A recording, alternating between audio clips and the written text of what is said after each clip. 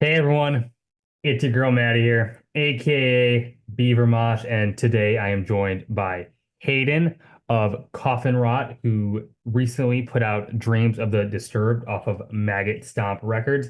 Hayden, thank you so much for taking the time to join me this evening. How are we doing? We're doing good. Thanks for having me, of Yeah. course. People seem to be liking the new record, and that's all we can hope for. Yeah, and that's kind of what I wanted to ask you first, is that the album has been out for about 2 weeks now, and I'm wondering, the reception. What have you seen in conjunction of the record? Like, what has been the overall sense you're getting of how people are taking to it? Most people seem to be really enjoying it. The general consensus is that it's kind of a step up from where we were before, Hmm. which I mean is what we were hoping for. Of course. We think we all did a little better on this one than we have before. And I think people are noticing. So it's always nice to see the nice reviews.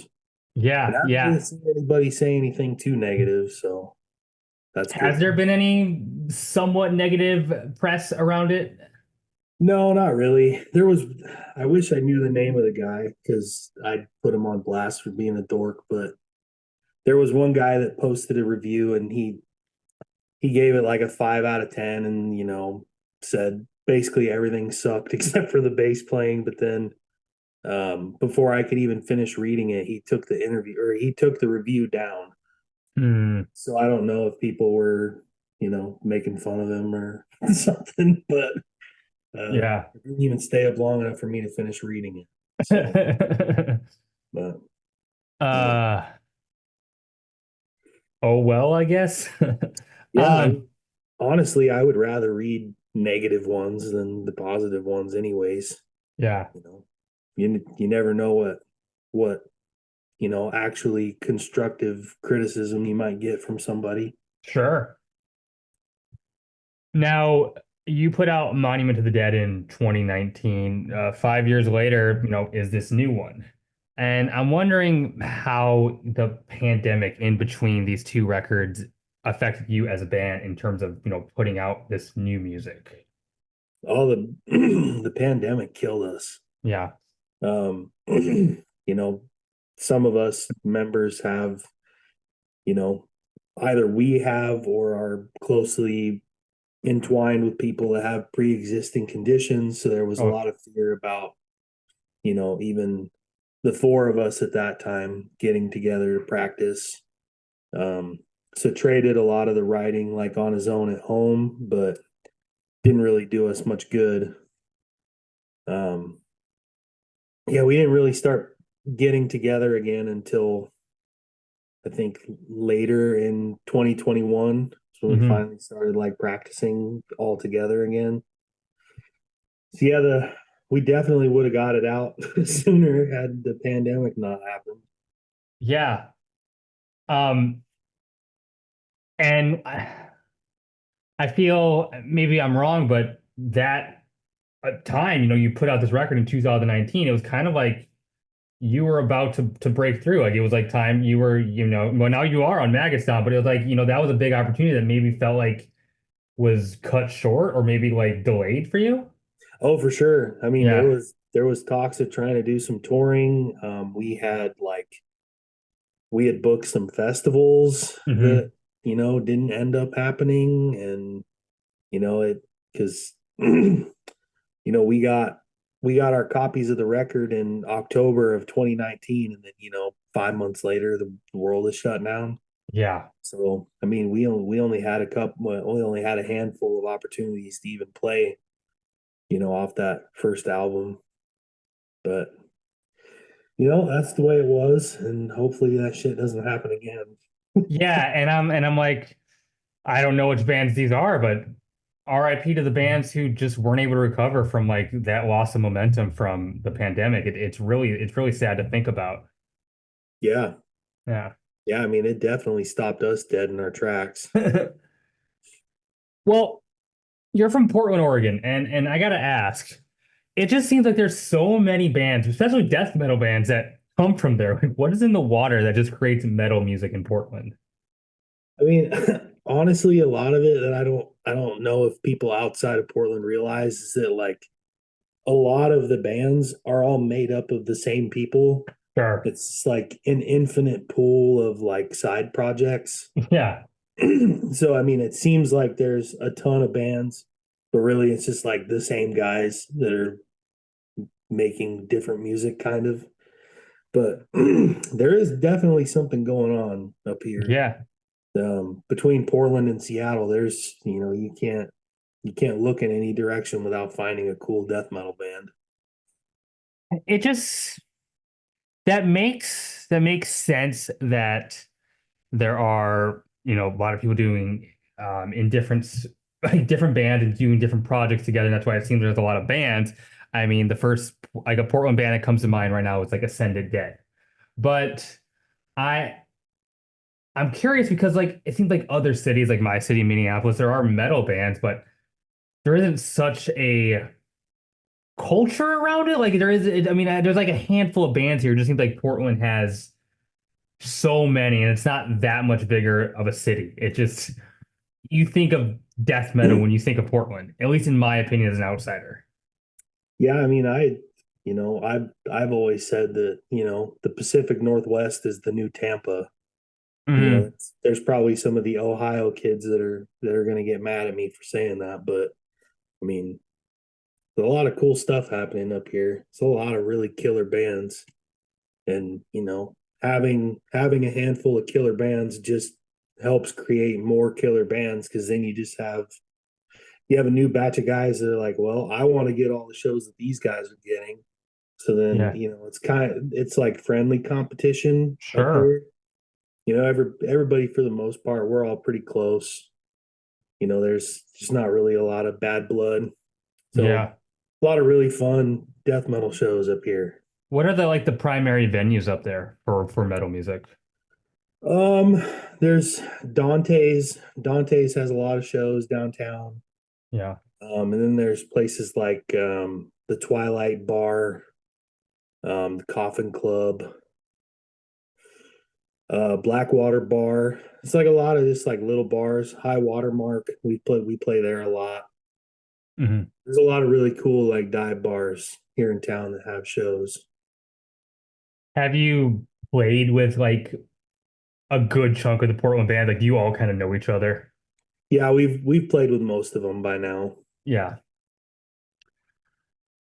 Well, since your previous release, I've already kind of mentioned it, but you have moved on to Maggot Stomp, which is a label with quite a death metal roster if you kind of look at all the bands that are on Maggot Stomp. What has that transition to that label been like for you? Well, I mean, even from the time that we made the announcement that we were going to move over there, which happened in 2020. I Mhm. mean, even from then till now, their lineup of bands is completely different. We we were initially turned on. We wanted to, we loved the Frozen Soul guys and Sanguisuga Bog, and Church of Yeah. Disgust was still over there at the time, and Gutless and Mortal Wound, like all these bands that were more on the old school side were still there. Yeah, I'm, Um, I'm looking at like the bands that used to be on. I didn't even realize that Undeath used to be on Maggot Stomp. yeah, Fulci, Abraded, 200 Stab Wounds, Command. Right now, you have bands like You, Abysmalist, Sentenced to Die. You got Mutilation Barbecue, Tribal Gaze. Just a lot of names. yeah. So now, most of the label now is kind of leans more towards that like hardcore influence side, I did which want to ask that because you aren't that, at least from what I no, hear. Yeah. no. And, that stuff's fine, Yeah. definitely not knocking on any bands. Like, they're all having a good time.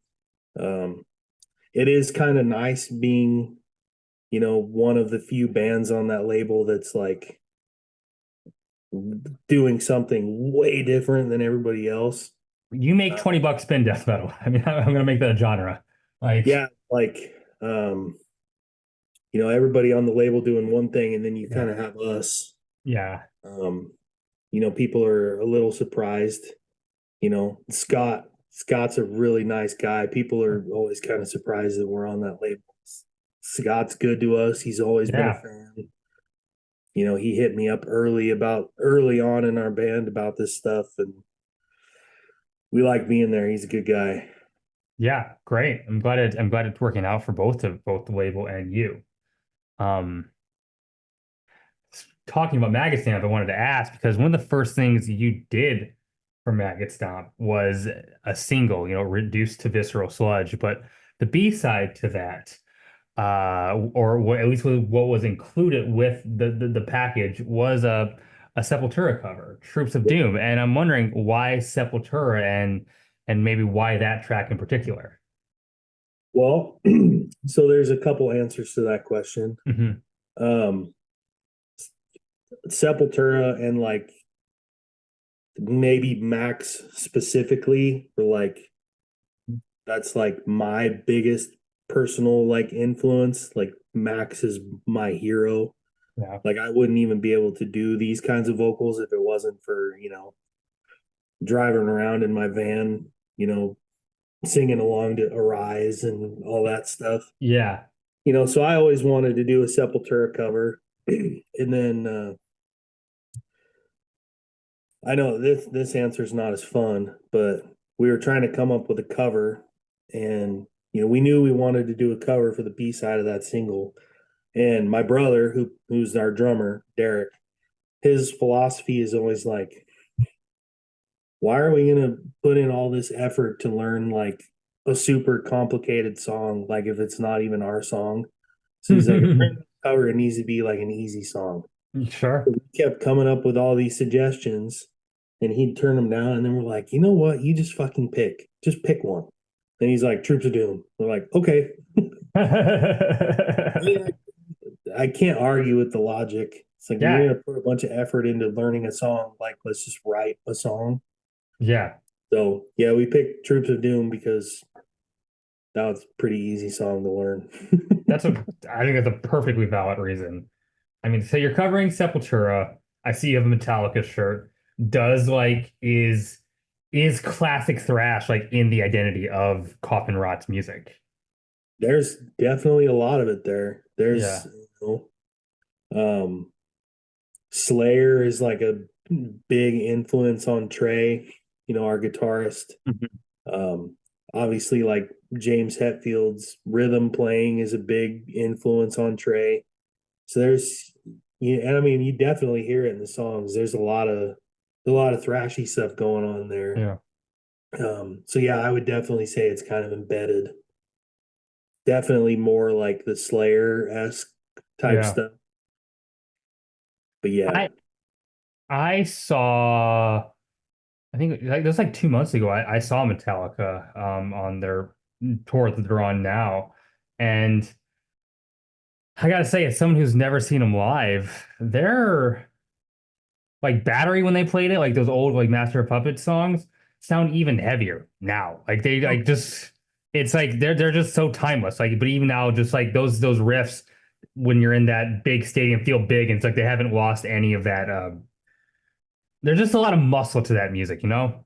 yeah, Yeah, yeah. People like to shit on them, but you know, they wrote a lot of bad music, and nobody's going to argue that. But those first three, those are untouchable. yeah. There's some good I stuff on Injustice for All, but yeah, yeah, I don't pretend to enjoy anything past Injustice for All. Uh, Maybe a track or two here and there, but I went to hear the first 4 albums worth of material, and at yep, least half the set list was that, so I was satisfied. yeah, yeah. Yeah, I've still never seen them.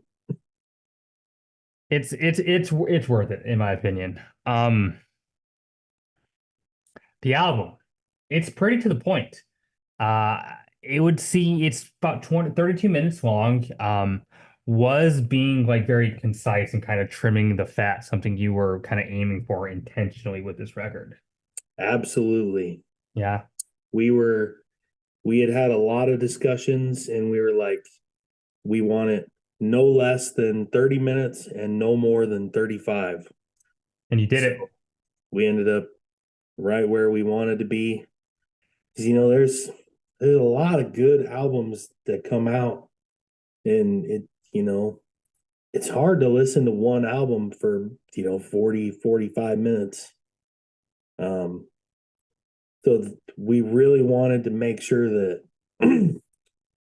we didn't want anybody getting bored and being like, well, am I gonna commit to a 40-minute record? You know. So we'd rather quit while we're ahead and leave people wanting more. And I think we've gotten that from a lot of the reviews and stuff. Yeah. You know, like it was over so fast. Unless you're like, I don't know, like Dream Theater and writing like 20-minute epics. If I see that your album is like an hour long and you're a metal band, I get kind of weary. Like, oh wow, you're gonna have to really justify this to me. Yeah. Why is your album this long? So it's like I really appreciate, this new trend of bands. It's like this is the record, boom, boom, boom, done. And if you want to listen again, just press play. And I think I don't know. I think it actually takes skill to understand how to use brevity to and like almost weaponize brevity. Like how to know how to have that restraint. Well, yeah, and also like, it's you kind of have to, because I mean there was other songs that, we'd kind of demoed out and stuff that, we talked about adding. We had also talked about re-recording Reduce the Visceral Sludge and adding it to the record, but Mm. just the general consensus was just like, we've got 8 songs. It's a little over 30 minutes. Like, you know, let's call it there. And I think the record works better for it. Yeah. How do you go about trimming it down to those 8 songs? Like how do you determine these are the ones that we want to put on the record? Um, it's a good question. Um, I think a lot of it comes down to, because I'm really particular about like, because I have like a list of ideas of things that I want to write songs about, but I don't know what piece of music we're working on, like that idea is going to get attached to Hmm. until really late in the process. Like I usually wait until there's several songs like completely mapped out instrument wise. And then I sit there and try to think like, okay, this idea would be cool with this song. So, I mean, I guess in this scenario, it kind of ended up like I had these ideas and I wanted them on these songs. So, I mean, not to say that it was all up to me, Right. but I think that's kind of how it ended up. And then there was a couple that we had some solid foundations for songs, but they weren't all the way put together, and we had these ones that were all the way put together. Hmm. So it's like, I mean, we have a full length's worth of music, so let's just stop here, save those ones for later. So that's kind of how that process happens. Now, in terms of talking about, picking songs, when you do eventually start taking this record, live, how are you gonna start building your set list now? Now that you have 2 records out, are you gonna kind of focus on the newer album? Are you gonna still try to like gradually bring them into the older tracks that maybe people are familiar with? Like, what is the philosophy behind that? Um, right now we're mostly focusing on the new stuff. Yep. Um, there's a couple older songs that we keep in for now, but I mean, it's hard when you only get a 30-minute set, you Yeah. know. So, and the main song that everybody wants to hear the most is Coffin Rot from the first record, and it's like that's a fucking 7-minute song. So it's like, that's almost a third of the set list with just that song. And, I mean, we'd probably get booed off the stage if we didn't play that one. So I mean that stuff like that plays into it. So we try to fill in gaps with like the shorter songs, and then there's like we want to make sure that the performance stays all at the same magnitude the whole time. So we want to make sure that we have some fast stuff at the beginning, and then there's like that mid tempo and like the middle to give everybody a second to kind of like Yeah. rest a little bit. Um, so yeah, so for the foreseeable future, it's mostly new album stuff, but there's a few old songs that kind of permanently remain in the set list. Yeah. I've actually had this conversation with another band. The idea of bands who like the idea of like, do we want to play the songs that people want to hear? Is that like, the automatic kind of answer? And I think bands should. I do, but like right now, Iron Maiden is on tour, and I brought this up example now, and like a lot of people have been mad about this tour because Maiden is just pretty much just playing their new album and just like a handful of older tracks, and they're not playing like Run of the Hill or their Number of the Beast. They're just not playing any of their hits. Yeah. It's a bold decision, but like do you say that's cool that you're kind of sticking to your gun and just like playing what you want to play, or is it kind of like a F you to your fans? I don't know. I don't know the answer to that. Yeah, I don't think there's a wrong answer. Yeah. Um, I think it kind of depends on who you are. Yeah. Like, I think that, when you have that kind of cred like they do, like people are going to go see Iron Maiden no matter what. Right. Like if Iron Maiden announced tomorrow that their next tour is going to be only the Blaze Bailey albums, they're still going to sell out every arena they go to, even Iron though Maiden would sell out if they that's, decide they're just going to do Slipknot covers. yeah, I mean, somebody will still go. But, like a band like us, like, if we go, most towns across the country we've never played. So, if we go play somewhere and they're hoping to hear some old songs, they're going to be bummed that they don't hear them. Yeah. And then, we feel bad. So that's a heavy part of the conversation when we pick set lists. Like we pay attention to like comment threads on Instagram and Facebook and stuff and see what songs people like are mentioning. And, we pay attention to like Spotify listens. It's like someone posted this review and every comment on it says, this is the best song. So we should make sure that that's in the set list. I'm pulling you up on Spotify right now. Uh, Actually, your number one played song right now is at least your most popular on their thing is Perverted Exclamation off the new record. Yep. Yeah.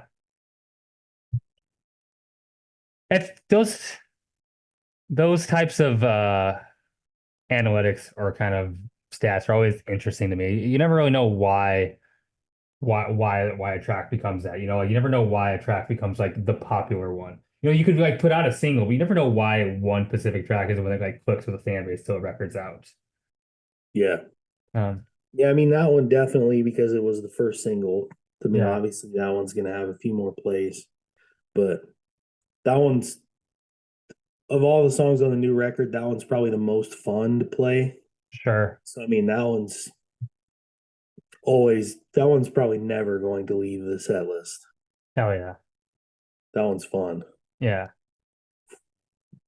Now, I think it's safe to call Coffin Rot a death metal band.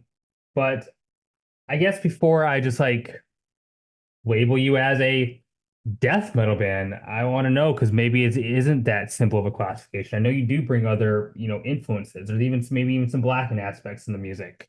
There's some melodic parts, and I'm wondering, is there a way that you specifically want to distinguish your music, or how do you classify it? I mean, I just call it death metal.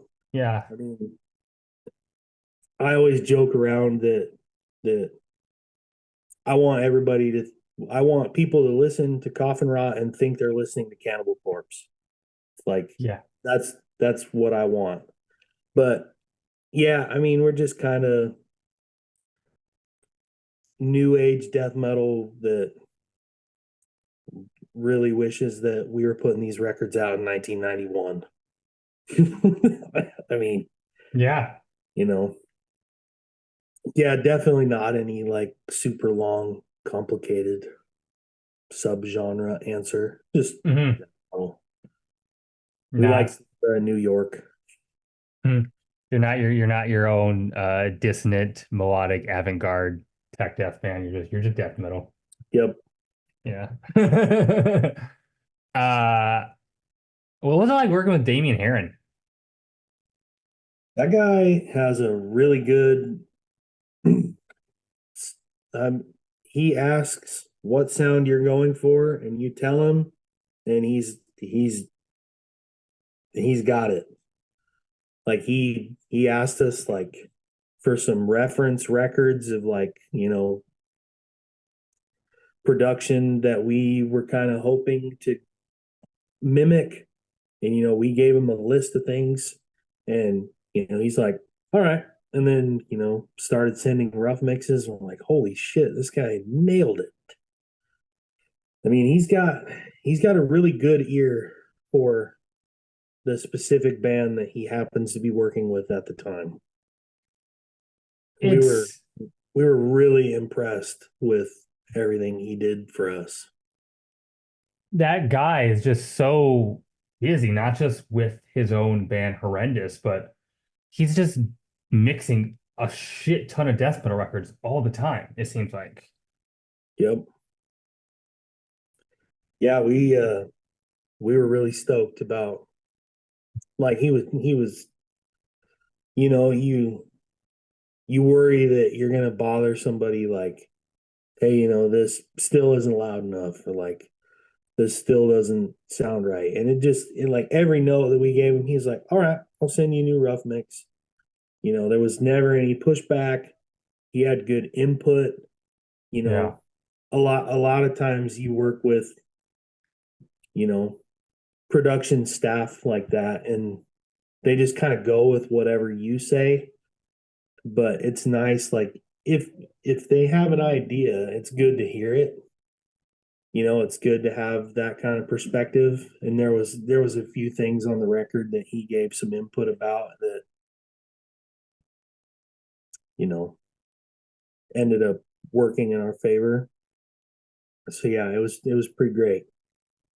I saw Horrendous open up for Tomb Mold a handful of months ago, and I had never seen Horrendous, and I was really taken back, pleasantly taken back at just how fun and goofy their set is. They're just like having a great time up there. They're a band that sounds like super cerebral, but they're just not taking themselves too seriously. They want to play good heavy metal, and that's the point of the band.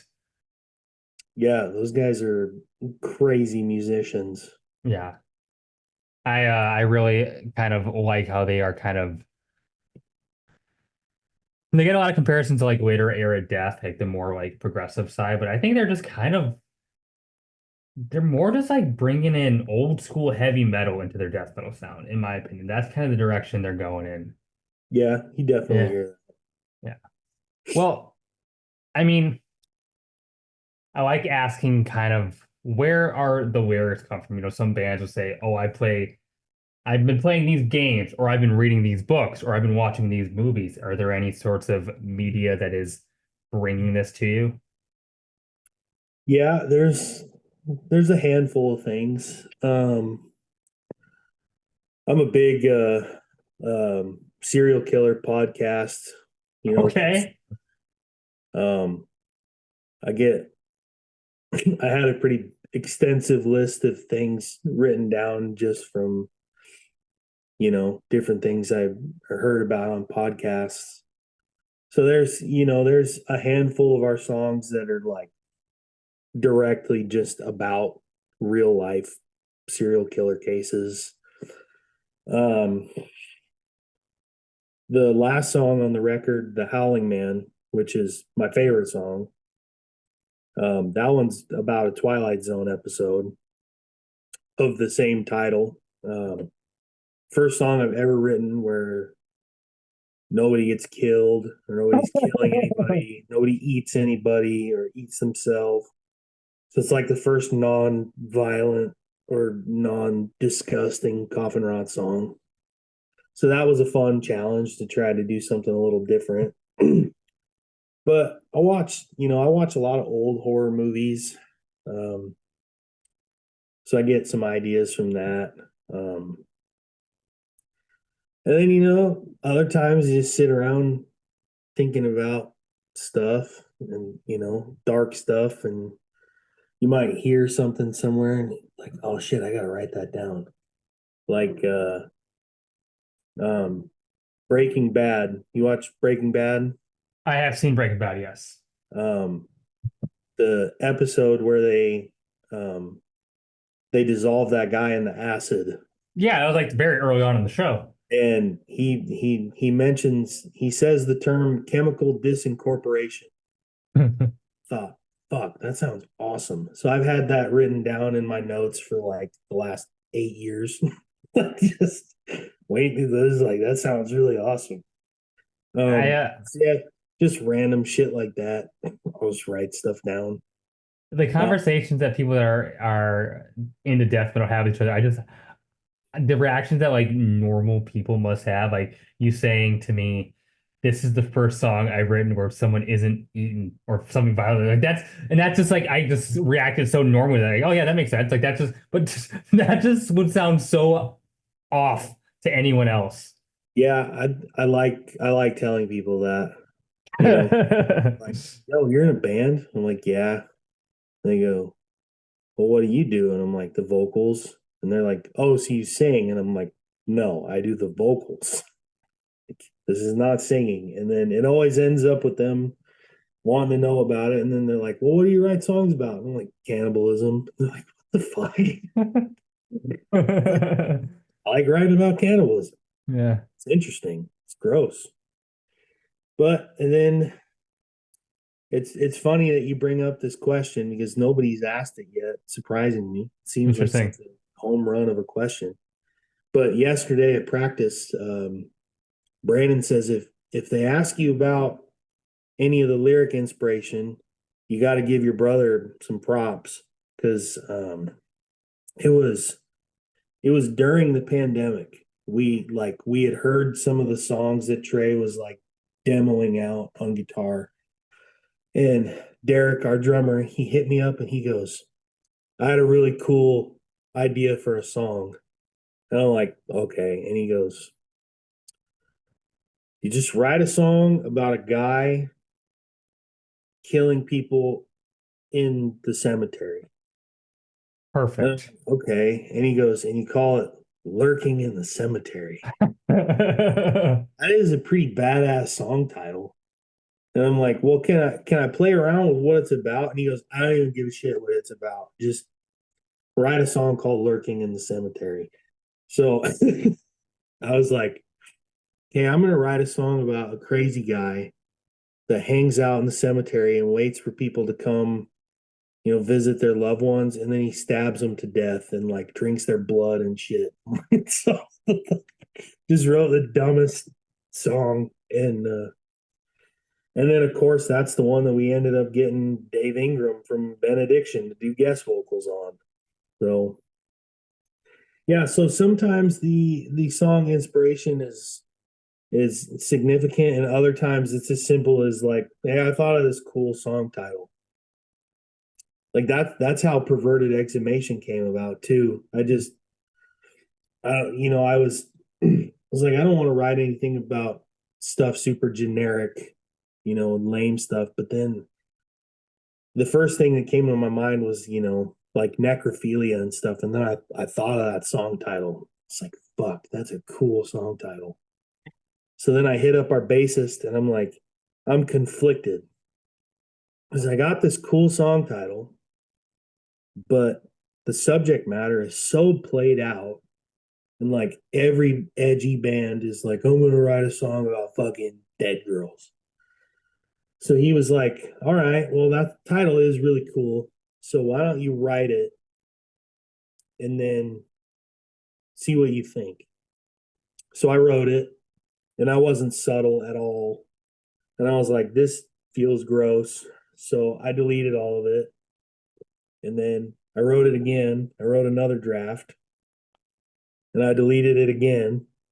Yeah. So I thought, I'm going to write a song about this really gross, messed up topic, but I'm going to keep it as subtle as possible and keep it more about like the urge to do that as opposed to like actually doing it. Yeah, So it was like writing a song about a gross thing, but trying to not make it just shocking for the sake of being shocking.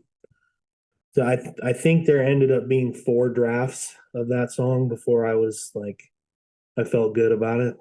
sure. So yeah, this record was really fun to write lyrics for. Sorry. A lot of fun. Yeah. When you write the lyrics, do you, and as the vocalist, are you kind of, as you're penning them, envisioning like, okay, I got to become this character now on stage? Like, is there anything like, oh, I'm writing it, but when I bring it forward, I'm gonna kind of have to put myself into it.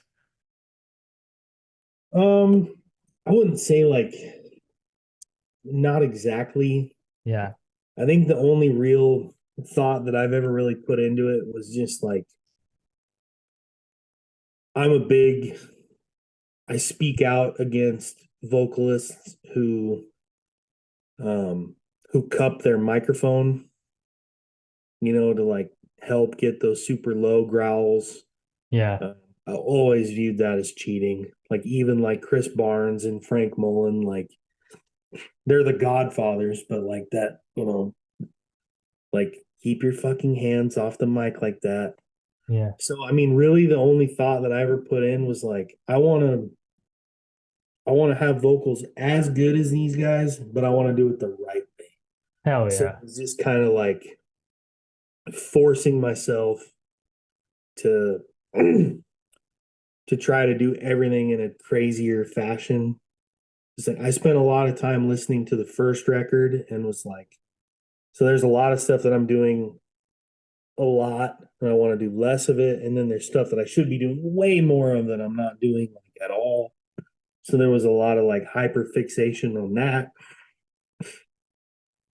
Was So, so I hear you talking a lot about like technique in death metal vocals and trying to perform in a certain way. And I want to take that back to something you said earlier when you're like, I like to introduce myself to people and say, hey, I am the vocals of this band, and people who don't get it. Do you sense that they think that what you do is not actually a skill at all? Or like it's not actually like anything, like you are literally just screaming into a mic? that 100%. Nobody is ever, I mean, a lot of times Yeah. I'll get like, how do you do that for so long? But how do you do that at all? Yeah. It's like, okay, you try to do that for 1 second and see how you feel about it. Yeah. Like, I get that all the time.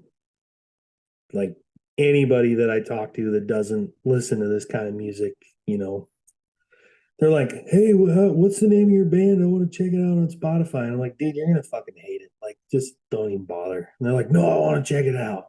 Yeah. And then they'll come back and they'll talk to me about it. And they're like, the other thing I hear is they'll go, "So what did they do to your voice?" I'll go, "What do you mean?" They'll go like, "Well, like in the recording, like what do they do to make it sound like that?" And I'm like, "Turn the microphone on." Like, what the fuck do you mean? What did they Yeah. do to make it like I did that? I'm like, you did that? Like, how do you do that for a whole song?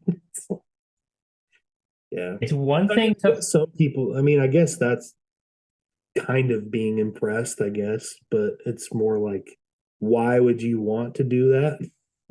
it's one thing to know how to do the growl, but one another thing that you people don't really like, how do you find the right tonality to sound interesting to music? How do you do it rhythmically? You know, how how do you find phrasing that sounds interesting? How do you make it even like sometimes how do you even make it catchy?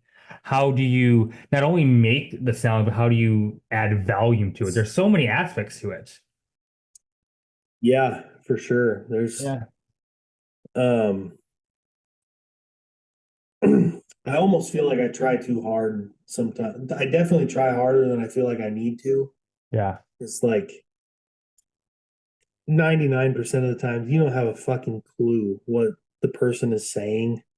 Like, they're just growling really low. So I mean, you don't need to have rhyming lyrical phrases or anything like that, but I always thought like I assume that every person is going to listen to the record and be holding the the vinyl jacket out in front of them reading the lyrics along. Yeah. So I was like, I don't want anybody to think I'm cheaping out. So I try to do it. I want those catchy, like rhyming phrases. And then, I try to like enunciate as much as I can because I would like for somebody to be able to tell what I'm saying. Yeah. But it's definitely difficult, especially like, being tuned down because this record is tuned a half step lower than the first one was. So that was another like learning curve. You're gonna have to like do lower vocals now, right? I'm like, Mm. fuck. Like, all right, better practice the suffocation records. So did a lot of that. Yeah. And when and how did you learn to do death metal vocals? It was a process. Um, the first band that my brother and I started was 13 years ago, and I had zero ability to do any kind of harsh vocals at all. But we needed that for what we were trying to do, as awful as our band was. So I mean, I didn't know any better, so I was literally just yelling, and then I was like, oh, I don't know how these guys do this. And then I can't remember who it was. They told me like, you're you're not just shrieking. You gotta like, you gotta get power from your diaphragm. And so then it was like I was trying to practice to. Um, I spent a lot of time listening to Cannibal Corpse. Um, and like trying to learn how to do those vocals. You blow out your vocal cords in 5 seconds, Yeah. but just a lot of that repeated over time. you know Listening to Cannibal Corpse in the shower or whatever, just so I mean, I wouldn't say that I was able to do this like effectively until you know right before we started Coffin Rot, because before that we were kind of doing like a thrashy thing, and I was doing more like Max Cavalera type vocals. Hmm. And I was like, I really just want to be like in a death metal band. So then I was like, okay, I got to stop doing it like this. I got to learn how to do it this way. And then the second that I thought I was good enough to do it, I'm like, okay, let's start a fucking band. Let's do it. And then the Coffin Rot rehearsal demo happened, which is, a slop fest. But it's fun to go back and listen to it. So yeah, it took me a long time to learn how to do it.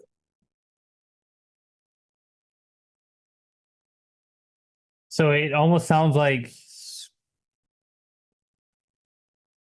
you just kind of took it on because it was what was needed at the time with what you were doing musically. Yeah. Yeah. Yeah, the guy that played guitar for us, he was into like uh he was like super into like all the weenie like Christian bands, and he did like clean vocals. Yeah. So he was like, I'll sing, and then we had like thrashy kind of riffs, and then he would start like clean singing over it, and I'm like, no, nope. Are we So, talking bands like The Devil Wears Prada and bands like that? yeah, Yeah. yeah, and like stuff even like worse than that, like the It stuff gets worse than that? would listen to, like Switchfoot or something. Okay. We're not even talking about like heavy Christian music. We're Yeah, like talking like Christian soccer mom music. like Skillet. Yeah, dude. Like exactly. That Skillet is on my mind, not just I grew up in an evangelical household, so I heard Skillet's on the radio all the time. But that guy's a real piece of shit. Like the vocalist for Skillet, I don't just he has like this right wing, like insane right wing podcast, just the things he says. Hmm. He's also just I don't know. Those Christian rock bands made so much money with their grift.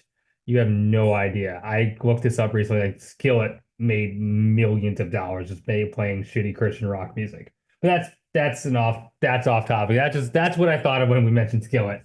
I mean, I'm sure that was probably in Tyler's playlist. Skillet, dude. Skillet. What the fuck else was there? There was yeah, Switchfoot, Thousand Foot Crutch. Oh yeah, Uh yeah, yeah. Yeah, I would go over to his house and he'd be like, dude, you gotta check out this band. Like, no. no. How about not? Yeah. Demon Hunter was a band I remember. There were so many, so many. It was how was there was such an industry of rock music specifically about God. I don't know how that happened. It just happened. Yeah, and it's like all metalcore bands too.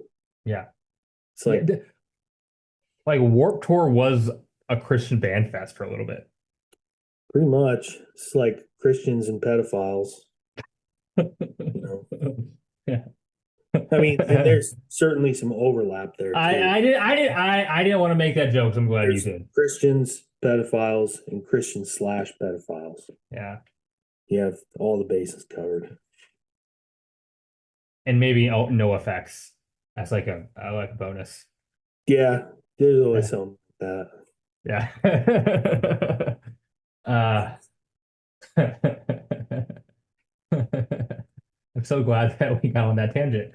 Um, well, Hayden, I have no other questions for you, but before I let you go, of course, I want to give you the floor to plug whatever you need to, tell people where they can hear your music, tell people where they can see you, tell people all the things. Go for it.